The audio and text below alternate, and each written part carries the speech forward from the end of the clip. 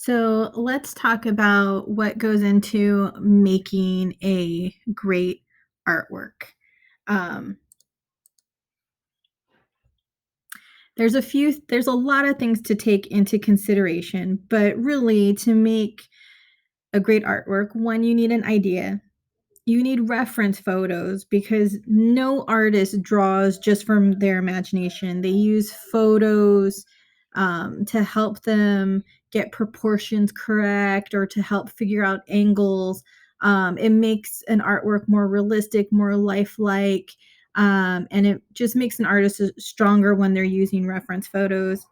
Um, and the two things we're going to really discuss in this slide presentation is a good composition and strong values. So I feel like there's a lot of things you can do to make a great artwork, but if you have a really good composition and you have a really good sense of values, and when I say values, I don't just mean black and white because color can have value too. There can be dark reds, there can be light reds. So but understanding, how value works could really help you create a really great, amazing artwork. So, we're gonna start by looking at composition. Composition is just how you arrange everything. So, it's kind of like arranging everything in your bedroom, like you have everything in just the right place and it feels right.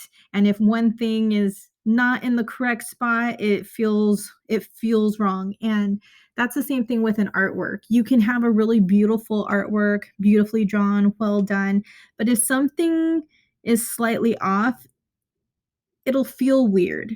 It won't feel very pleasant to look at. Um, so you definitely want to keep composition in mind. There's quite a few different types of composition, so we're just going to focus on four. Symmetrical balance is one, asymmetrical balance, radial balance, and rule of thirds, which is one of my favorites. So, symmetrical balance, it just means that both sides are equal in visual weight. So, it's kind of like you have these scales, and you can either have exactly the same thing on both sides, or you can have two objects that are similar in size but are might be different in shape. So, here in this painting, we have this bowl of fruit. We have two different vases with two different flower arrangements. And then in between the flower arrangements and the fruit are we have some twigs on one side and like a little branch of fruit on the other. So they don't have to be the exact same thing, but they just need to be in the same place on both sides and in like and around the same like size. Um, and this is a really easy composition. Depending on what you're doing, this is a really easy way to put a focus on something. So whatever's in the center is automatically the focus. But you want to be careful about this one because it can be really boring. And you'll hear artists use the word static. It'll feel very static, which means it's not moving. It's not as visually interesting as any of the other ones. So this is a good safe one, but you want to be careful about using it too much. This one, asymmetrical balance. This one is very similar to rule of thirds, um, in that it's being balanced by other things. So here, asymmetrical balance, we have the artwork divided in half, and on one side you have a larger item being balanced by smaller items on the other side. So the smaller items kind of create like an equal balance of the artwork. Um, and it's just not like not everything's the exact same size. So I like this one because it creates a lot of visual interest. It creates a diagonal. So like the woman here, her eyes are leading down here. And then, you have all this darkness and it kind of leads back up here. Your eyes kind of come back to her because she's so bright and everything else around her is dark. But you have this little bit of light here on the wall that helps kind of balance the white around um, her headdress.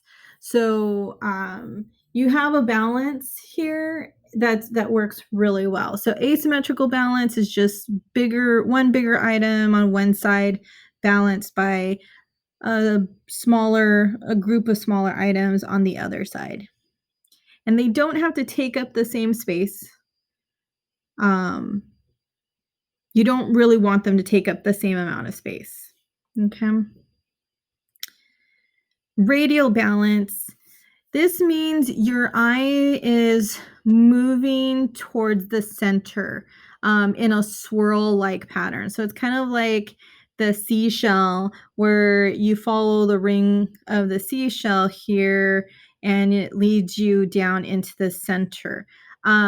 People who do radial balance compositions in my art classes, they tend to get this wrong where they do like a radial thing in the corner. It has to be the whole artwork. So like here, the kimono or the outfit of the person here, it's kind of flowing with the fish. The fish are kind of like the body of his outfit here, and they're going in this round pattern and they're getting smaller and they're moving in here.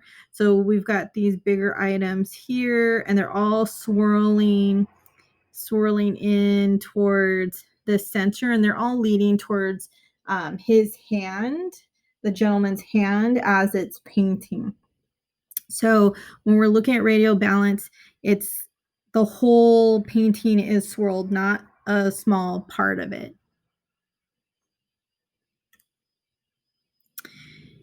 And this is probably my favorite composition, rule of thirds. And so what's happening is whatever the size of your canvas is, so this square here, if you take it and you divide it into 3 equal parts.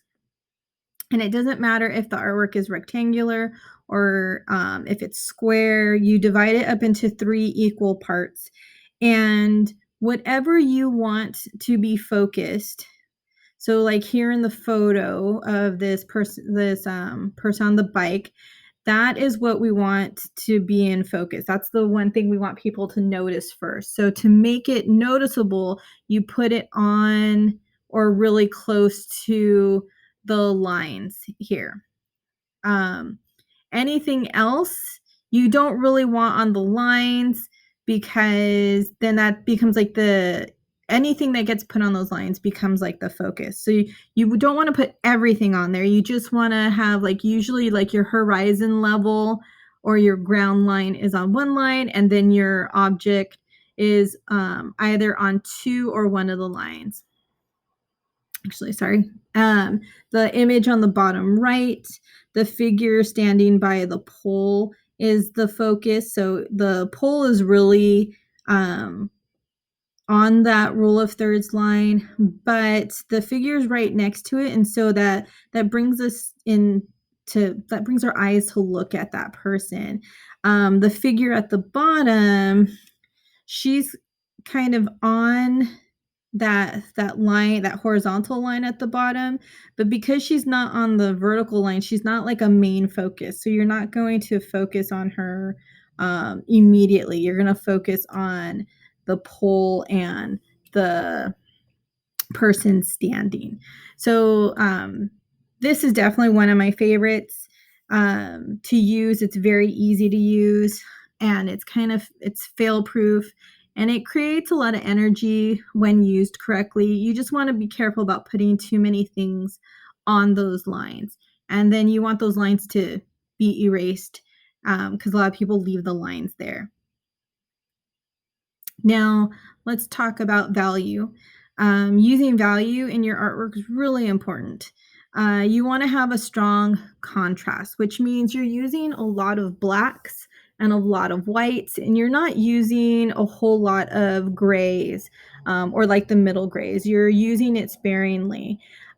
So what I have here, I have a color version of the artwork, and I've taken the artwork and I've converted it to black and white so that you can see the values, because even if something is in color, the color still has value. And here, all of the dark values and the really white values are leading our eyes up like the river and even the sky. Like the top bush is really dark, but it's kind of like bringing our eye down, and that the big sky is really light, and that's leading our eye back into like the center area where the two bushes are starting to meet. So you can use values to lead your viewers' eyes to a certain focal area, and that's what this artist is using it almost like lines to lead us to that area.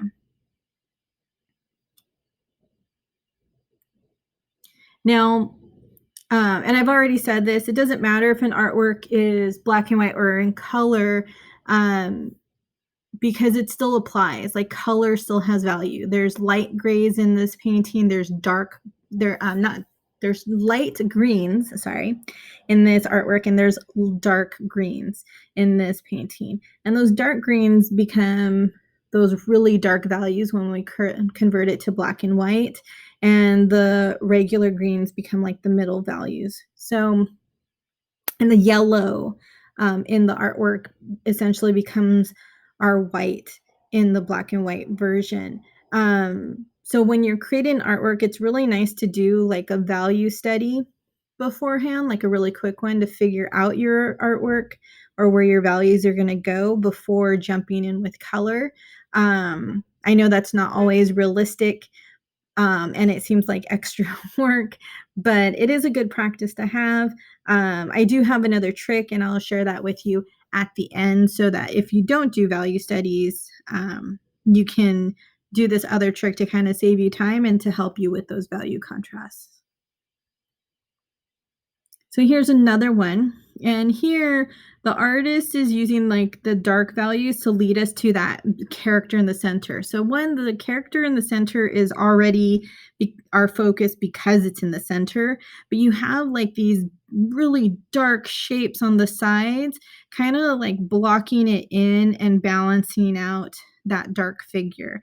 And then everything else is kind of this medium value, and what the artist does is the artist uses the pure white around the woman, to help our eyes go to that woman after we look at that center figure. So anywhere you have like really dark darks and really bright brights, just naturally our eyes want to go there. Because as human beings, like we really love strong contrast. Anything with a really strong contrast, we're automatically drawn to visually. So you want to be very careful about where you place those really dark areas and where you place those really bright whites, because that'll help your viewer's eyes go to certain locations in an artwork. Now, in this one, the artist isn't using the values to lead our eyes anywhere in particular. Um, what leads our eyes through the artwork are the angles of like the arms and legs of the teddy bear and the girl. But in terms of value, the values are pretty spaced out. Like there's dark values evenly distributed throughout. There's really bright values evenly distributed throughout. There's middle gray values evenly distributed throughout the artwork. So the values don't lead our eyes anywhere in particular, which is fine. This is still has a really nice strong contrast, so it still makes this very visually pleasing. So so you don't always have to have artwork that has values that lead your eyes through stuff. It could just be evenly balanced out. Now, if you don't have time to do value studies, which as high school students, um, I think sometimes you feel like it's just an extra step, and why are we doing it? Many artists do practice this where they do a value study and a color study before they do their final painting. It is a little extra work, but it does help you plan things out so when you do a final piece, it makes you more successful. But what I like to do is I like as I'm working. So I do it as I'm working and then I do it at the end as well. But I take a lot of photos of my art either in progress or at the end, and then I convert the picture to black and white to see um, what areas are getting lost and some areas that need more values to it. Maybe I need to bring in some darker areas. Maybe I have too much dark and I need some lighter areas. And so I'm able to figure these out. And I'm going to show you two different artworks, one that wasn't successful and one that was. So here, um, this is a painting I didn't plan out. I just kind of was drawing it as I was going and coloring it as I was going along. So um, this is a fun piece, but it's really not my strongest. There's a lot of things wrong with it. And in the color version, it might be a little hard to see why it's not working, but in the black and white one, I feel like it's a little bit easier to tell what's not working. So I have a little character that's hugging the nose of the tiger, and it gets lost because that character is the same value as the values behind it. I don't have a lot of pure white areas and I don't have a lot of really dark areas. So everything is kind of like the same values. They're all these middle gray values. And if I had just gone in and brought out some darker areas, brought out some more lighter areas, this would have been really, really strong. Um, so even though it's in color, the character is still lost in that color piece, and that's part of the reason why, because I didn't choose my color values well enough. I didn't plan it out. So that's something I could have done to fix this up. I could go back and just add some white and add some darker areas to this painting to really make it stand out. Now, this one is a more successful piece. The characters are definitely what I want to be in focus. And so when I'm looking at this piece in the black and white version, that's very successful. My characters have a lot of lighter values and darker values, really strong contrasts within each character. Um, and then the background is a lot of like middle, like more of the darker side of the values. There's not quite as many middle grays, but a lot more darker values, so that makes the character stand out even more. And that's what makes it a successful piece. So these are some things to think about when you're creating your artwork. Really think about how you're using your value, how you're using your color value, and we'll talk about color value a little bit later. And then just how are you arranging your artwork? This particular piece is a little bit more symmetrical, or kind of maybe a little more asymmetrical, but if we divide it in half, it's pretty even. There's two characters on both sides essentially. So you want to really play with like how you balance everything. That's what's really going to help make your artwork very strong.